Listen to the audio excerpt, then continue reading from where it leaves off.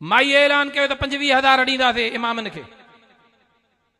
मौलाना साहब जन चयो न खपनि असांखे तव्हांजा 25,000 पाण वटि रखी छॾियो। ख़बर आहे 25,000 जो आसरो ॾेई असल में तव्हां मदरसे में अंदरि दाख़िले जी कोशिश था कयो त ये मदरसा हुकूमती तहवील में वठूं। ऐं ॿिए ॾींहं ते ई स्पीकर पंजाब असेंबली जेकी प्रेस कॉन्फ्रेंस कई उहा खणी करे ॿुधो सोशल मीडिया ते पई आहे। उन चयो त सऊदी अरब में जेको ख़ुतबो जुमे जो ईंदो आहे सरकार लिखी ॾींदी आहे, ईरान में ख़ुतबो ईंदो आहे सरकार लिखी ॾींदी आहे, सरकार जी इजाज़त खां सवाइ इमाम काबा बि लफ़्ज़ नथो ॻाल्हाए सघे। जी जॾहिं सऊदी अरब ईरान में ईअं थिए थो त पाकिस्तान में मौलाना जी ॻाल्हि 100% दुरुस्त हुई। असांजो मक़सदु इहो आहे त मस्जिदनि ऐं मदरसनि खे कंट्रोल में वठूं, जीअं असां चऊं उहो थिए। मस्जिदनि मदरसनि खे कंट्रोल करण लाइ हर दौर में अंग्रेज ज़ोर आज़माई कई, अंग्रेज जे गुमाश्तनि ज़ोर आज़माई कई त इन्हनि मदरसनि खे बंदि कयूं, हुकूमती तहवील में वठूं। हर दौर में इन्हनि मदरसनि जे मथां यलगार थी, हर दौर में मदरसनि जे मथां आंगुरियुनि खणण वारा पैदा थिया, हर दौर में मदरसनि खे बंदि करण जे लाइ ज़ोर लॻायो वियो, मदरसनि खे हुकूमती तहवील में वठण जे लाइ ज़ोर लॻायो वियो। हर दौर में मुख़्तलिफ़ हीला ऐं हरबा इस्तेमाल किया विया, पर हर दौर में कायदे मिल्लत इस्लामिया इमामुल मुजाहिदीन मुफक्किर इस्लाम मौलाना फजलुर रहमान जे सूरत में अल्लाह रब्बुल इज़्ज़त हर दौर में अहिड़ा वक़्त जा इमाम पैदा कया जिन मदरसनि जे हिफ़ाज़त जे लाइ मैदान ते बरसरे पेकार बीह करे मदरसनि जो तहफ़ुज़ करे ॾेखारियो, मदरसे जी 4 दीवारी जो तहफ़ुज़ करे ॾेखारियो, मस्जिदनि जी आज़ादी जो तहफ़ुज़ करे ॾेखारियो। इन्हनि जे वजूद जी बरकत जे करे अॼु मस्जिदूं महफ़ूज़ आहिनि, मदरसा महफ़ूज़ आहिनि, क़ुरान वारा महफ़ूज़ आहिनि ऐं क़ुरान पढ़ण वारा महफ़ूज़ आहिनि। इन्हनि जी बरकत आहे जो जमीयत उलमा इस्लाम जा काबिर उलमा इन्हनि खे हुकूमती इमदाद ॾेई करे इन्हनि जे गुरबत जो फ़ाइदो वठी करे इन्हनि खे चऊं त बाबा तव्हां पिनी सिनी था खाओ, 25,000 मिलंदा, इज़त सां तव्हां वेठा हूंदव। मां उन्हनि खे ॿुधाइण थो चाहियां, अचो त मां तोखे इन्हनि मदरसनि में पढ़ण वारनि जी तारीख़ ॿुधायां।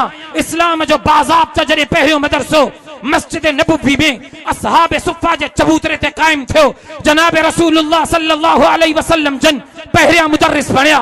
रूए ज़मीन ते पहिरे मदरसे जो बाकायदा बुनियाद मस्जिद नबवी में असहाब सुफ़ा जे चबूतरे ते पियो। पढ़ाइण वारो जनाब रसूलुल्लाह सल्लल्लाहु अलैहि वसल्लम, पढ़ण वारो किताब कलामुल्लाह अल्लाह जो पाकीज़ा कलाम जंहिं जॻह ते पढ़ायो पियो वञे मस्जिद नबवी हुई ऐं पढ़ण वारा हुजूर जा सहाबी हा। उन्हनि जॾहिं क़ुरान पढ़ण शुरू कयो जनाब रसूलुल्लाह सल्लल्लाहु अलैहि वसल्लम हज़रत अबू हुरैरा खे चयो, अबू हुरैरा तू इन मदरसे जो नाज़िम मालियात आ, तोखे इन मदरसे में पढ़ण वारनि शागिर्दनि जे खाधे पीते जो बंदोबस्त करणो पवंदो। मुआज़ बिन जबल तू इन मदरसे जो नाज़िम आ, शागिर्दनि जो अचण वञण तुंहिंजे ज़िम्मे हूंदो लिखंदे। जनाब अबू हुरैरा चए थो शाम जो वक़्तु थींदो हो, मां मस्जिद नबवी मां निकिरंदो हुम, बागात में वेंदो हुम, खजूर जा बागात हा, सहाबा वटि वेंदो हुम, असहाब सुफ़ा जे चबूतरे ते पढ़ण वारनि शागिर्दनि जे लाइ इमदाद खपे। पोइ को खारक जो खजुनि में खोशो पटे ॾींदो हो, के थोरियूं खारकूं ॾींदो हो, को मुठ भरे ॾींदो हो, को केतिरियूं खारकूं ॾींदो हो, खणी ईंदो हुम, अची करे असहाब सुफ़ा जे शागिर्दनि खे ॾींदो हुम त हे खाओ, पाण में तक़सीम कयो। काथों खीर जो प्यालो खणी ईंदो हुम, ॾींदो हुम त हे खीर जो प्यालो पियो, काथों मानी खणी ईंदो हुम, उन्हनि खे ॾींदो हुम त हीअ मानी खाओ।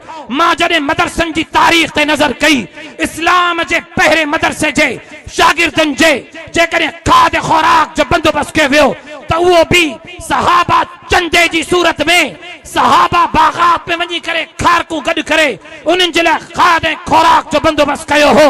बेनियाज़ थी करे दुनिया खां, बेनियाज़ थी करे माल खां, बेनियाज़ थी करे दुनिया जे फिकरात खां उन्हनि क़ुरान जी तालीमात खे आम करण जे लाइ महिनत कई हुई। तॾहिं क़ुरान दुनिया जे कुंड कुर्श ताईं वञी करे पहुतो, क़ुरान जो पैगाम पहुतो, क़ुरान जा कारी पहुता। अॼु बि जेकॾहिं मदरसा उन ई सिलसिले ते हलंदे, उन ई आज़ादाना तरीक़े सां फ़ख्र फ़ाका ते गुज़ारो करे पढ़नि था त क़ुरान जूं शाखूं वधनि थियूं, क़ुरान जा कारी वधनि था।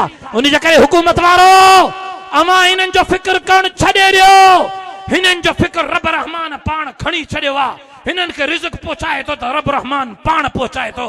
उन जे करे अवां खे हिननि हाफ़िज़नि आलिमनि इमामनि जो फ़िक्र करण जी ज़रूरत न आहे, हिननि जो फ़िक्र अल्लाह रब्बुल इज़्ज़त पाण करे थो।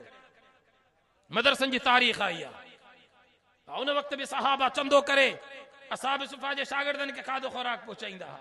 अॼु बि उहो ई ज़मानो अक्सर मदारिस में चंदे ते था हलन सब मदरसा उन करे असां हुकूमती इमदाद पहिरियों बि रद्द कई से हाणे बि बबा के दुहल रद्द था कयूं कायदे मिलत इस्लामी जिन बयान के अची हुननि वावेरा शुरू कया पेट में मरोण छो त उन्हनि खे ख़बर आहे त मौलाना जी ज़ात जेसि ताईं आहे तेसि ताईं को मदरसनि जी तरफ़ मेरी अख खणी बि नथो ॾिसी सघे इंशाअल्लाह अल्लाह रब्बुल इज़्ज़त कायदे मिलत इस्लामिया खे उम्र ख़िज़री अता फरमाए उन्हनि जो वजूद असांजे लाइ वॾी नेमत आहे जमीयत उलमा इस्लाम जो वजूद असांजे लाइ वॾी नेमत आहे उन जे करे अकाबरीन उलमा सां मोहब्बत कयो उन्हनि सां कुल्लो कुल्ले में मिलाए बीहो उन्हनि जा ॿाह ॿेली बढिजो इहे आहिनि त पोइ मस्जिदूं ऐं मदरसा बि क़ाइम आहिनि मस्जिदूं मदरसा क़ाइम आहिनि त पोइ क़ुर जा कारी हाफ़िज़ पैदा थींदा रहनि था ऐं क़यामत जी सुबुह ताईं इंशाअल्लाह पैदा थींदा रहंदा